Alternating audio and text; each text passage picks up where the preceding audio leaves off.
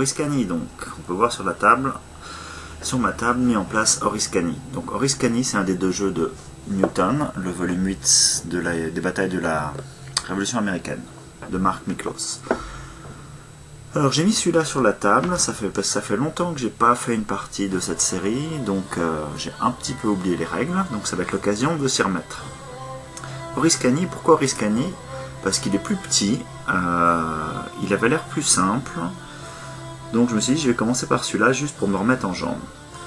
Je vous dis directement, a priori je le sentais mal, je me suis dit là ça va être un jeu pourri encore, ça va être du tactique avec des convois, ça va être vraiment chiant à mourir. Bon, j'ai lu toutes les règles, j'ai mis en place les pions, je vais vous montrer un peu la situation. C'est assez intéressant, je sais pas au niveau jeu, mais au niveau situation et au niveau intérêt, je suis vraiment curieux de voir ce qui va sortir de ça. À plusieurs niveaux. Déjà, vous allez voir les pions en présence, c'est très intéressant. Il y a les 5 nations, les Seneca, les Mohawks, les Cayugas, les Abenaki, il y a des Canadiens français, des Américains, des Anglais. Donc ça m'intéresse énormément personnellement. Maintenant je connais un peu mieux ces Premières Nations, vu que je travaille avec professionnellement, je connais mieux leur culture, leur histoire, puis étant maintenant au Canada, j'ai un intérêt vraiment personnel sur cette bataille. C'est intéressant, je serais curieux de voir comment tout ça sort en wargame, comme ça avec un système, si on arrive vraiment à avoir toute l'ambiance, tout le poids et toute la rencontre entre les différentes cultures, les différents enjeux qui sont là, les Canadiens français qui ont leur propre agenda, les Américains, les Anglais. Je serais curieux de voir comment ça va sortir, où ça va pas être trop froid et trop mécanique. Aussi, je suis très curieux, une fois que j'ai placé, l'enjeu de la bataille est intéressant. La situation est originale, c'est une situation de siège couplée à une situation d'embuscade. Donc il va y avoir, j'aime beaucoup les sièges, j'aime beaucoup la période, donc ça va être intéressant de voir comment c'est couplé, et surtout comment dans le système de jeu on arrive à combiner dans le même scénario la résolution d'une embuscade. Ça va être très proche d'une embuscade comme on voit dans les films, et puis d'un autre côté il y a une sorte de guerre de siège à très, très basse intensité, typique du XVIIIe siècle, presque sur les raids de forts de fourrure. C'est très peu d'intensité, très peu d'unité, mais ça reflète vraiment toute l'ambiance du conflit. Donc ça va être intéressant au niveau du système. Bon, par contre, au niveau du feeling, je le sentais pas trop parce qu'il y a assez peu d'unités, c'est assez dispersé, j'ai peur qu'on tombe dans le tactique. Moi, le tactique, ça m'emmerde. Pire que le tactique, ça risque, à mon avis, d'être narratif. Narratif, ce que j'entends par narratif, dans un wargame, le narratif, ça m'emmerde. Le narratif, ça, pour moi, c'est vraiment quand on bouge ses unités, on lance les dés, on voit ce qui se passe, et puis on essaie de gérer au mieux ce qui se passe, et on regarde le jeu se dérouler. C'est un peu Kriavok qui était un peu comme ça.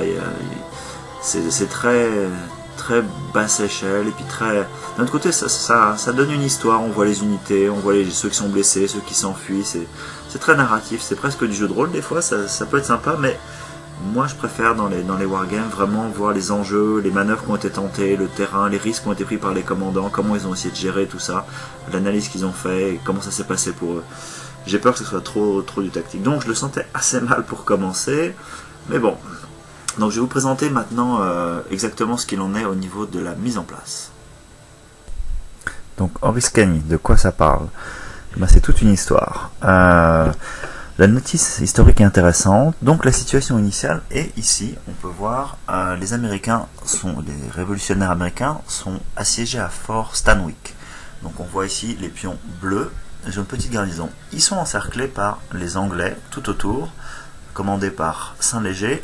Les Anglais avec tous leurs alliés divers, Canadiens, Français, loyalistes, Américains, des 6 nations, enfin 5 nations à l'époque, iroquoises, tout un tas d'irréguliers, donc toute une confédération, une alliance qui assiège le petit fort qui contrôle l'accès au lac.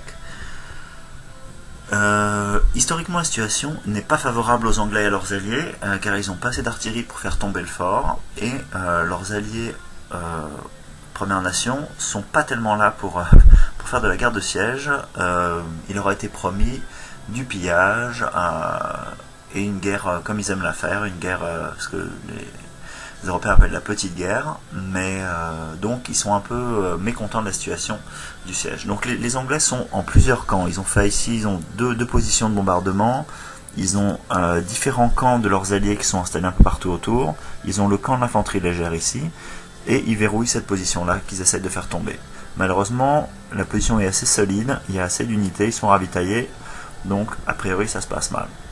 Donc ça c'est position autour du fort. Maintenant, on se déplace. En bas arrive une colonne à l'aide du fort, commandée par Herkimer, difficile à prononcer ça, donc qui vient avec plus d'unités, quelques troupes irrégulières aussi, même des autochtones, des Oneida, et un wagon de ravitaillement.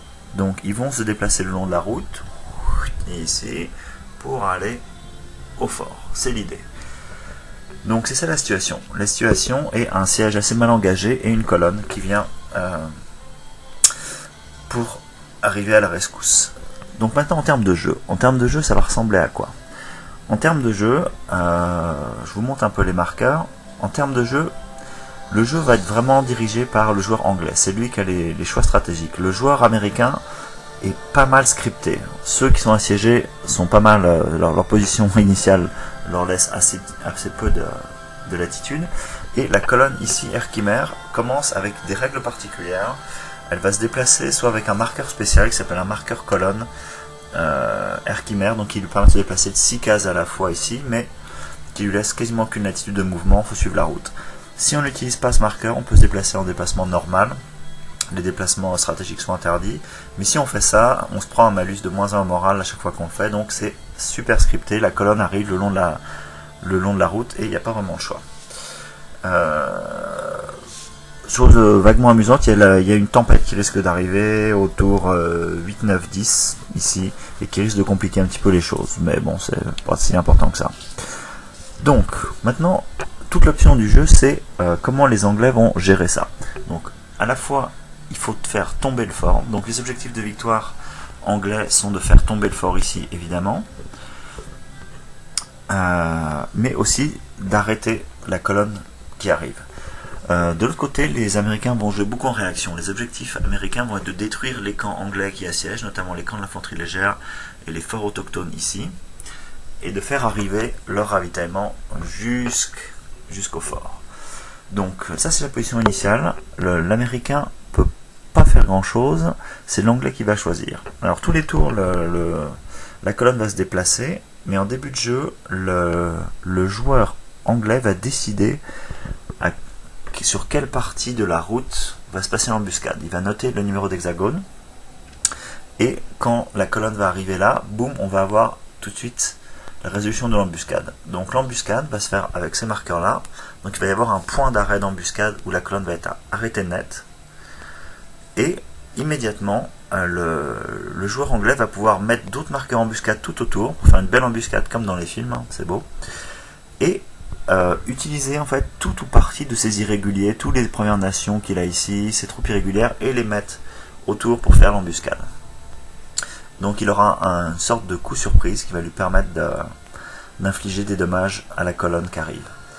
Alors là il y a un choix stratégique. Combien d'unités vont être envoyées? Bon, sachant qu'il y a une sorte de petit piège, tous les alliés pour la nation qui sont avec les Anglais, leur but, eux, c'est d'aller chercher de piller le wagon ici. Donc plus on en met, plus on va pouvoir avoir une force de frappe intéressante, mais aussi quand ils vont être attirés par le wagon, et quand ils arrivent dans le wagon, ils ont des grandes chances de passer en mode pillage et de disparaître du jeu. Donc c'est un choix. Alors maintenant l'histoire des zones, il y avait 4 zones là-haut d'embuscade. Alors les zones d'embuscade, là il va falloir voir à la pratique, parce qu'en fait les zones d'embuscade elles commencent ici. On peut choisir notre hexagone d'embuscade, je vous recule un peu, entre ici, n'importe où ici, jusqu'à là. N'importe quel hexagone sur cette route peut être embuscade. En fonction de quelle zone on choisit, on va, au moment de la réalisation de l'embuscade, utiliser une table différente. Alors, assez étrangement, plus la zone d'embuscade est proche des camps ici, plus l'embuscade sera réussie et plus elle sera violente. Plus elle est loin, moins elle sera efficace, les tables sont vraiment moins favorables. Donc assez étrangement, plus on divise nos troupes autochtones et on les met loin de notre camp, plus on est pénalisé. Intuitivement, je pense qu'on aurait plus intérêt à être plus près, ça nous permet de changer d'un front à l'autre. Donc l'anglais va envoyer une partie de ses troupes en embuscade, faut pas qu'ils égarnissent trop, car l'américain va sortir, il a des règles aussi, avec de l'artillerie, il peut sortir ses pions et ses artilleries pour aller remplir ses objectifs.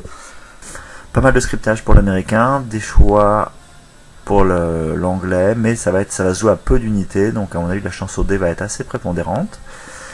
Et puis ça risque d'être pas mal tactique. Mais c'est assez intéressant quand même, l'ambition de simuler quelque chose comme ça, avec une double situation embuscade plus fort, c'est pas mal, c'est intéressant à tenter. Donc on va voir en jeu ce que ça donne. Donc je vais le jouer en solo, parce que de toute façon il n'y a pas beaucoup d'options pour le joueur américain, puis ça va me permettre de remettre en jambe sur les règles. Voilà, je vous en reparle un peu plus en avant dans la partie.